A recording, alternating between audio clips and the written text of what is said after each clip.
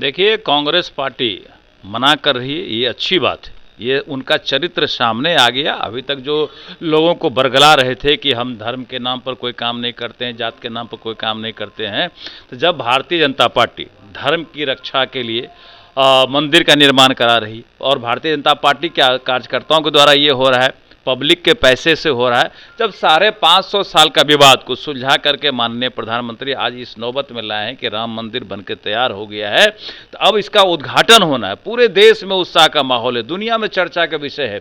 अब इस उत्साह के माहौल से कांग्रेसी का कलेजा फट रहा है, इंडिया गठबंधन के लोगों का कलेजा फट रहा है कि ये क्या हो गया। पनोरमा ग्रुप, जो सोचता है वो करता है।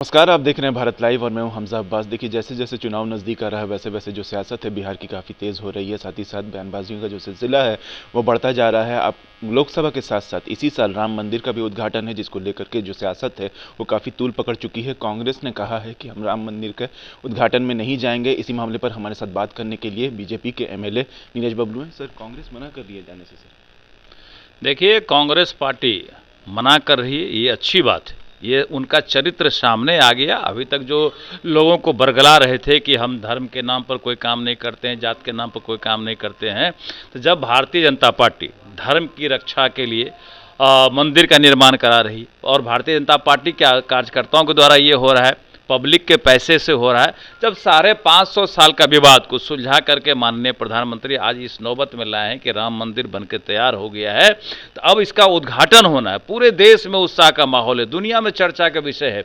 अब इस उत्साह के माहौल से कांग्रेसी का कलेजा फट रहा है, इंडिया गठबंधन के लोगों का कलेजा फट रहा है कि ये क्या हो गया।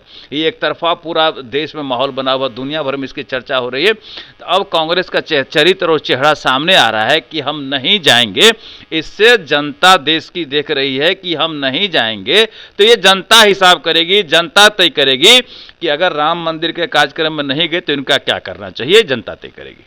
सर, कांग्रेस और उसके जो सहयोगी दल हैं वो ये कह रहे हैं कि बीजेपी ने इसको हाईजैक कर लिया है, इसको अपना एक इवेंट बना लिया है आने वाले चुनाव में वोट वसूलने के लिए। 70 साल कांग्रेस राज की, काहे नहीं ये काम की। 70 साल कांग्रेस राज की, वही बनवा देती।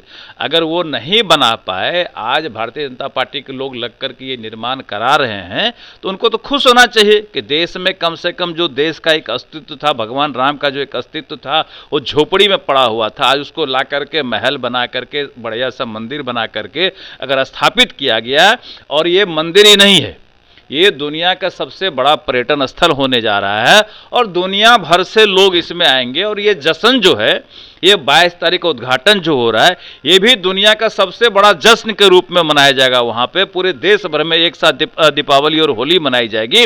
तो पूरा देश एक तरफ उत्साह के माहौल में है, दूसरी तरफ कांग्रेस अपना चरित्र और चेहरा दिखा रही है। तो ये चरित्र और चेहरा जनता देखेगी और आने वाले समय में हिसाब करेगी। भारतीय जनता पार्टी कोई राजनीति नहीं करती, इसमें कोई पॉलिटिक्स नहीं करती है। करोड़ों हिंदुओं के जो आस्था का प्रतीक थे राम, उनको स्थापित सिर्फ करने का काम किए हैं ये, बाकी कोई राजनीति नहीं। बाकी लोगों के मन में अगर लगे कि नहीं भारतीय जनता पार्टी अच्छा काम कर रही है तो विचार करेगी जनता। सर, RJD के विधायक हैं, उन्होंने कहा है कि हम लोग नौकरियां बांट रहे हैं और बीजेपी सिर्फ अक्षत बांटने में लगी हुई है। कहाँ गया उनका नौकरी, हम पूछना चाहते हैं। RJD वाले बोले थे कि एक कलम से पहले कैबिनेट में 10 लाख नौकरी, अभी तक कितना नौकरी दे पाए हैं। और ये नौकरी उकरी देते नहीं है, ये जनता को ठगने का काम करते हैं। और नीतीश कुमार जी के साथ में इतना दिन रहे, क्या क्या किए, सब जनता हर कुछ देख रही है। और RJD के राज में किस तरह से जंगल राज व्याप्त होता है, किस तरह से लोग मारे जाते हैं, किस तरह से बलात्कार होता है, किस तरह से हत्याएं हो रही है, किस तरह से लूट हो रहा है, ये तमाम जनता देख रही है। और जनता सब कुछ का हिसाब करेगी आने वाले समय में। सर, कहा जा रहा है कि जिस दिन प्राण प्रतिष्ठा है उस दिन एक दिन के लिए शराबबंदी की गई है अयोध्या में, जिसको लेकर के JDU के मंत्री हैं श्रवण कुमार, उन्होंने कहा है कि अगर यूपी सरकार को शराबबंदी करना भी है तो बिहार मॉडल पे शराबबंदी करें।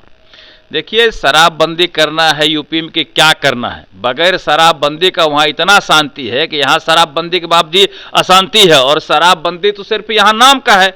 जितने JDU के नेता हैं वो शराब बिचवाते हैं, कमीशन खाते हैं, इसलिए बंद कराएं कि अपनी सरकार में बंद करा करके स्मगलिंग करवावेंगे, जहरीली शराब बेचेंगे, लोगों को मरवावेंगे और पैसा वसूलेंगे। JDU के नेता शराब बेचवाते हैं, जहरीली शराब, और पैसा इकट्ठा करते हैं।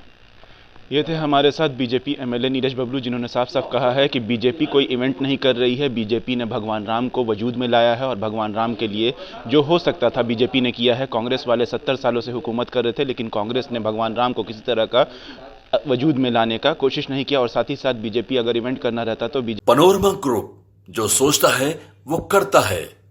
अगर ये वीडियो पसंद आई और वह बिहार के राजनीति और बिहारियत से सरोकार रखेनी तो सब्सक्राइब बटन दबा के चैनल के सब्सक्राइब कर ली। ओजे एगो घंटी बा, ओकरा बटन दबा देला से कुल सटीक और मारक खबर रुआ मुफ्त में मिल जाई। अगर रुआ पत्रकारिता के हमनी के नया प्रयोग में सहयोग कर चाहतानी तो ज्वाइन बटन दबा दी। पेटीएम नंबर नोट कर ली 9386816700। धन्यवाद।